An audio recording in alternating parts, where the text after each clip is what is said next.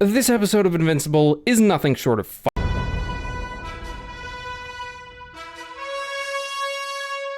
While the first episode of Invincible Season 4 made a very, very strong opening, not wasting any time in getting into the action, the second episode is a whole different story. For the first time ever, we get a look into the history of the Viltrum Empire and how it came to be what it is today. We've of course heard tales and heard things from other Viltrumites and seen them in action, but we've never actually gotten a close-up look at the Empire. But despite some, action later in the episode, this honestly feels like one of the most serious toned episodes to date of the whole series, especially the opening sequence. And before we get to it, genuine spoiler warning for this episode. The events in this episode have so much gravitas to them that you must watch the actual episode before you watch this video. Also, this is my favorite episode of the season and probably one of my favorite episodes of the entire series so far, so I'm being extra encouraging about avoiding spoilers. Okay, but that's enough delaying.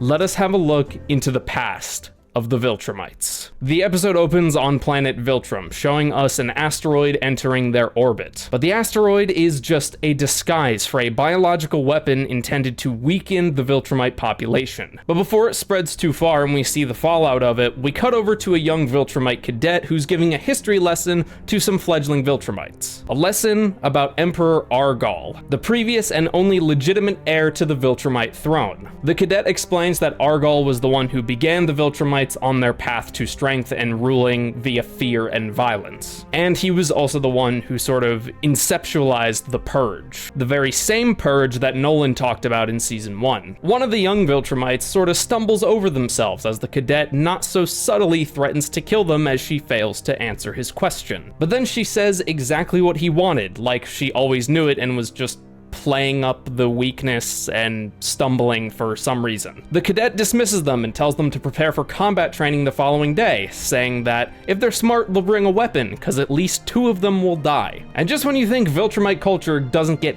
any more fucked up, the cadet is jumped by 2 adult Viltrumites, reminding him that today is his day, where he becomes an official adult. If he survives, that is. Turns out that these are in fact the cadet's parents. Yep, the initiation test for becoming an adult Viltrumite is basically fighting your parents to the death. What the f? The cadet takes out his mother's eye and cuts through his father's hand, and as his mother is beating him senseless, the father stops her. He says the young cadet fought well, but she kinda disagrees. You're as pathetic as he is.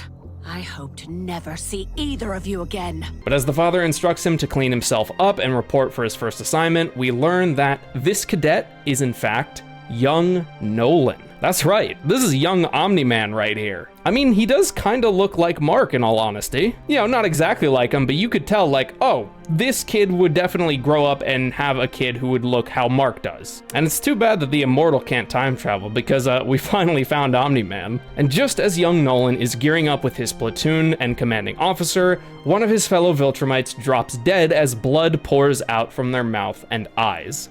And then another one drops. And then another one. Alarms start blaring, panic ensues, Viltrumites start dropping out of the sky dead before they even impact the ground. And over in the throne room, General Krieg is explaining the situation to the Grand Regent of the Viltrumite Empire, Grand Regent Thrag. And a regent is different from an emperor, just for anybody who doesn't know. A regent is someone who rules in the stead of a royal while they are either gone or dead or whatever. Like a substitute teacher, but for a galactic empire of murderers. And funny note about Thrag, while I'm thinking about it, Thrag is voice acted by an actor named Lee Pace. And get this, here's the neat part. Lee Pace also plays the role of Emperor Cleon in the Apple TV series Foundation. So while Thrag isn't technically an emperor, he is the ruler and central power of a galactic empire, meaning that Lee Pace is playing 2 entire galactic rulers, Not everyone gets to walk around saying they've ruled 2 entire galactic empires. Anyways, I just thought that was cool. Back to the crisis at hand, Thrag's orders are simple. Blockade the planet, attempt containment, and kill all non-Viltrumites with knowledge of the virus. The virus that the scientists are calling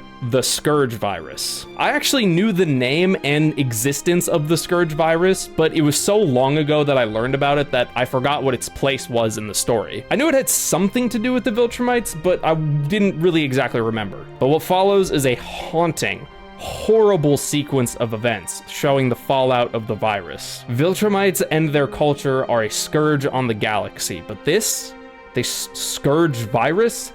I'm not even sure the Viltrumites deserve such a fate. Hundreds of bodies turn into thousands, then millions, and eventually billions. Young Nolan is one of the only Viltrumites who survives the infection. And as he walks outside after he's recovered, he not only sees how his planet is falling apart, but a white ring surrounding the orbit of the planet that wasn't there before. In honor of their fallen, the remaining Viltrumites toss their bodies into space around the orbit of Viltrum. And that ring that Nolan saw is comprised entirely of their bodies. In further honor of their fallen, Thrag declares that they will find a way to rebuild their people. As he himself puts it, "We are Viltrumites. We are without end." Goddamn, Lee Pace was the perfect pick for Thrag. I would really love to know if the Invincible showrunners or whoever's in charge of hiring the cast and doing tryouts and all that knew about his role in Foundation as Emperor Cleon. If anyone knows if they knew about that, please let me know in the comments. Link like an interview or an article or something. I genuinely would love to know if they knew about his role in Foundation. Back to the present day, it turns out Nolan was telling Alan about the Scourge virus and how it was the cause of the Viltrumites' decline in population. Did you just make me feel bad about your planet of genocidal maniacs almost getting wiped out? That's what I'm saying, Alan. Yes, the Viltrumites are terrible, horrible, and just complete and absolute monsters. But is such a fate like the Scourge virus really something they deserved? Biological warfare is extremely cruel and messed up to an insane degree.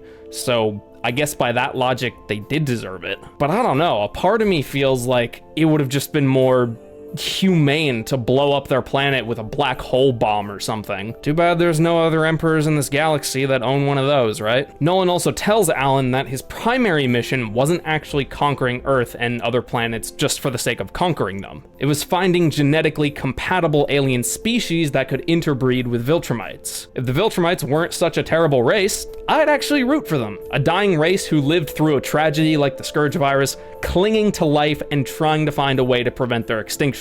Unfortunately, though, that's not the case, and the Viltrumites have to go no matter what. So our duo makes it back to Telestria, then they link up with Alan's lover, General Telia, and waste no time in meeting up with Thaedus. Nolan questions if he really is a Viltrumite, seeing as he's never heard of him before. Except for the fact that Nolan has heard about him before.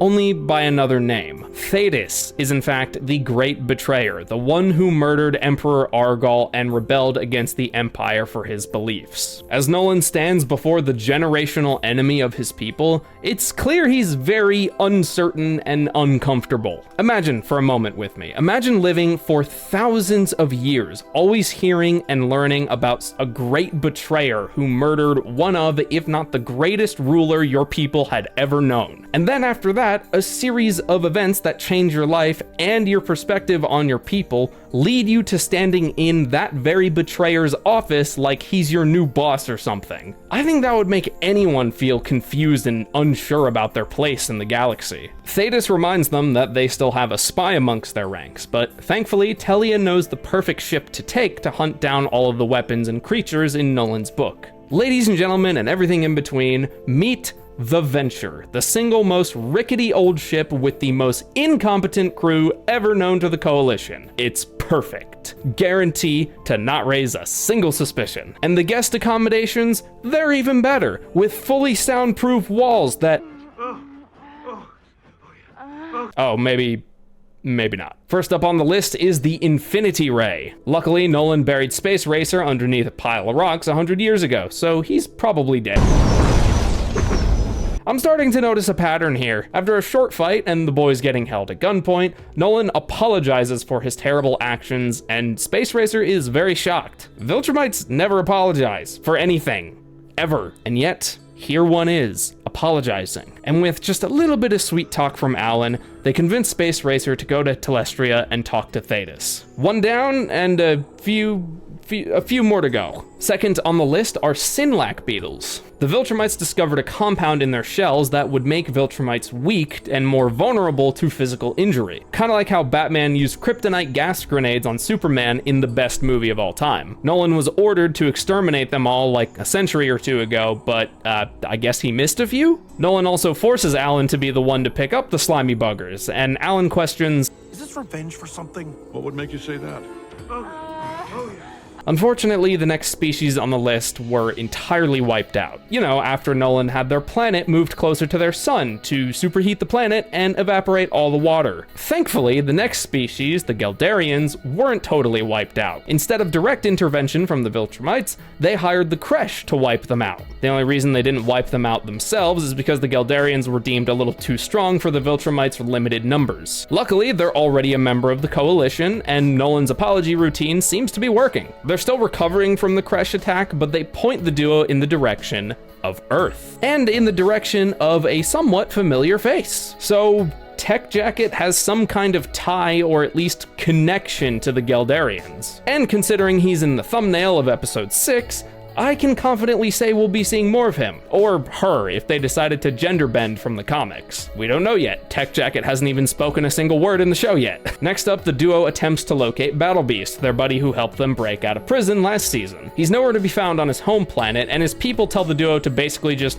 follow a trail of destruction, blood, and fire, and you'll find him there. Of everything we've seen of Battle Beast thus far, that about checks out. And the last semi-successful lead they had were on a once not so frozen planet. Nolan was the only survivor to return from the planet where the Ragnars were discovered. And of course, the Viltrumites deemed them far too dangerous. Since they're cold-blooded, they made a solar disk to sort of block out their sun and freeze the planet over, alongside the other two planets in the system and their fledgling civilizations. Every time I say I'm not going to be surprised by Viltrumite cruelty anymore.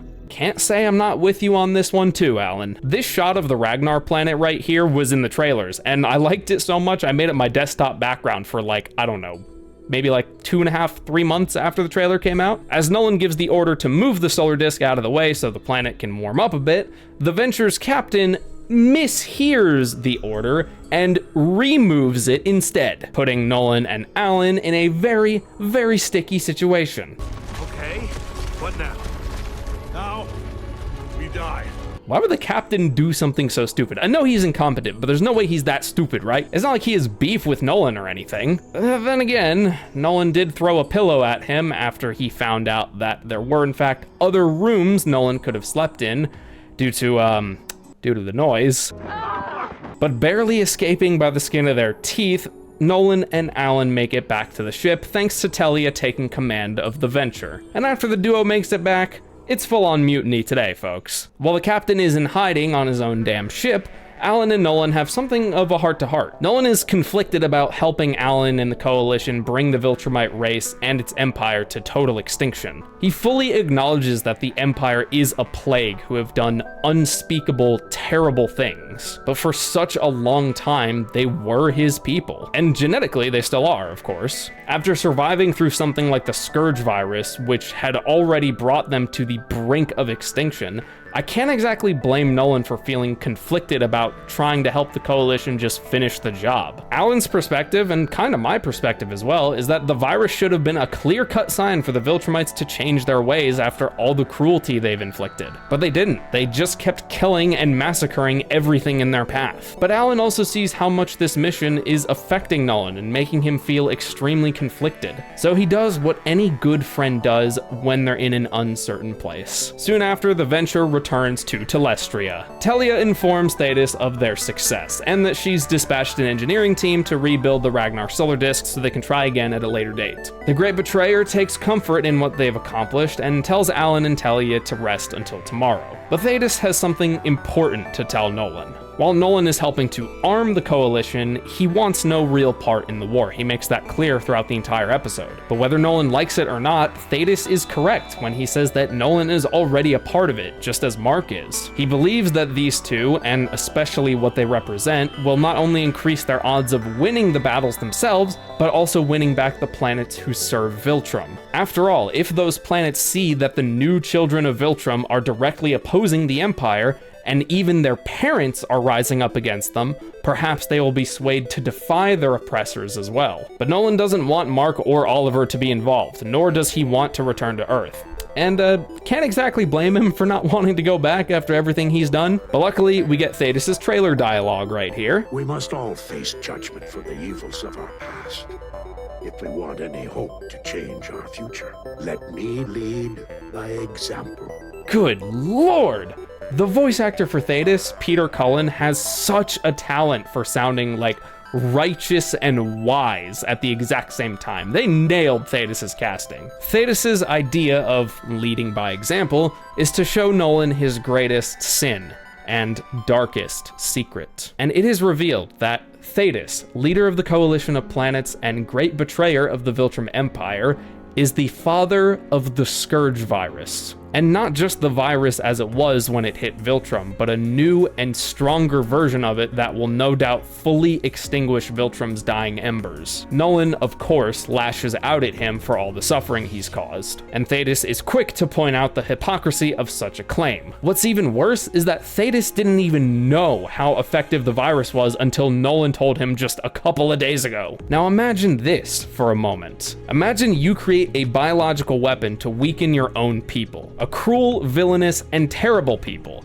but still once your own people. After killing their emperor, you search for a way to stop them, and you create a virus so virulent and so destructive that it reduces the population of your people from billions to less than 50. And you don't even realize that that has happened until a survivor of that cataclysm tells you about it, likely almost a millennia later. If you can imagine that full picture in your head, then you shouldn't be surprised at Thaedus saying how he's considered taking his own life multiple times, and that he won't stop that survivor from killing him if he thinks he deserves it. Jesus, this episode is so f***ing intense and dark. There have been some seriously twisted and messed up villains and plots in this show, but this one just hits different because of how many layers there are to it, and the fact that these layers are getting revealed all at once. We knew about Thaedus back in season 2, but we had no idea he did all this, nor did we have any idea how the Viltrumites get their population so low when Nolan talked about it in season 3.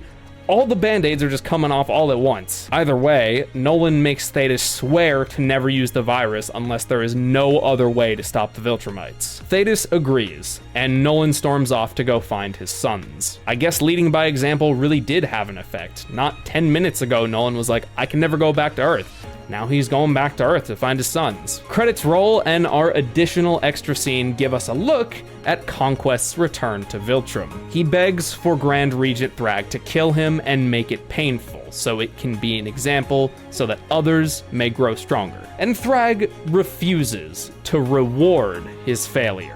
Let me rephrase that. Thrag refuses to reward his failure with a painful death. Boy, these people are really messed up. And Thrag states that there is still much work Conquest needs to do. There you have it, my friends. Invincible Season 4, Episode 2. I don't even know where to begin. I guess the first thing I should say again is that this is no doubt my favorite episode of the season thus far, and one of my single favorite episodes of the entire show so far. The montage in Nolan's past, when the virus was destroying Viltrum, was nothing short of haunting and kind of conflicting. I can't play the music they used without getting copyrighted, but they could not have picked a better track to play for such a horrible tragedy. Even after betraying his people and murdering Emperor Argal, Thaedus is still very much a Viltrumite, whether he wants to admit it or not, because only a Viltrumite could accomplish something so terrible and so cruel on such a large scale. Ever since it was revealed in season 2 that Thaedus was a Viltrumite, I really wanted to learn more about him and his backstory. Now that I've gotten my wish, I'm a bit speechless. Aside from Thaedus, Nolan was definitely the highlight of this episode, hands down. Seeing him repent for his sins to some of the people and civilizations he's wronged shows that he really has changed. He's still confused and conflicted about his place in all of this, but his apologies show how he's accepted how wrong his people's way is. Some might even call it pointless. But with Alan at his side, showing empathy and being open-minded to his perspectives and confusion, it's helping him stay some kind of mentally stable. At least stable enough not to fall into an endless downward spiral. But I will say, I do have one, minor criticism of this episode. It's very small though, and that is that the tone feels slightly off at times, mainly during the tales aboard the Venture. Any story arc or even scene with Alan present is bound to have some hilarity and humor. That's just how it is, because it's Alan. But going from this, And for that, I am more sorry than you can know.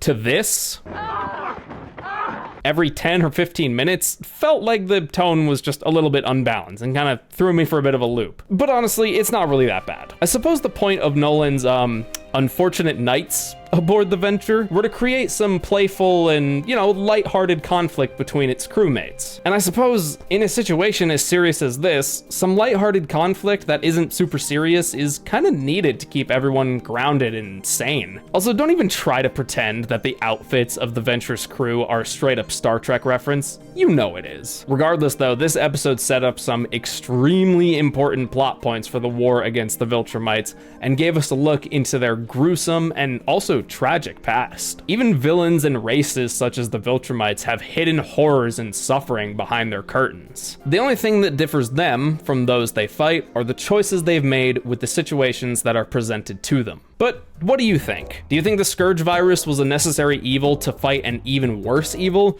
Or do you think even the Viltrumites don't deserve such a fate? Let me know down in the comments below. And like I said earlier, if you know anything about the showrunner's knowledge of Lee Pace's role in Foundation, I would love to hear about it. If you enjoyed my video on episode 1 and now episode 2 of Invincible season 4, please be sure to hit the like and sub button. I would greatly appreciate that. And if you really like the way I do things around here and you want to show me a little bit of extra support, please consider becoming a channel member. Not only do you get access to a whole bunch of exclusive rewards, but you also directly support me in the process and literally help me keep a roof over my head. So shout out to the members. But that is gonna do it for now. Thank you all so much for watching, and yeah.